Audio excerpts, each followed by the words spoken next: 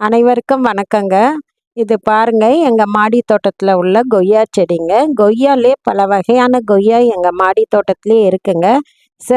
சிகப்பு நிற கொய்யா, தைவான் கொய்யா, அதுக்கப்புறம் நாட்டு கொய்யா, அது இல்லாமல் இப்போ ஸ்ட்ராபெர்ரி கொய்யா கூட நாங்கள் மாடி தோட்டத்தில் வச்சு பயிரிடுறோம்.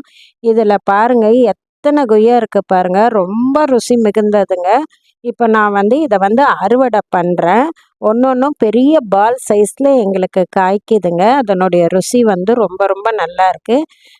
இது நிறைய கொத்து கொத்தாக காய்ச்சிருக்கனால அதனுடைய கனம் தாங்காமல் மரமே அந்த குட்டி செடியே சரிய ஆரம்பிச்சிருச்சு. நாங்கள் கட்டி வச்சுருக்கோம். இன்றைக்கி ஒரு 10 12 நான் அதுலேருந்து எடுத்துடுறேங்க.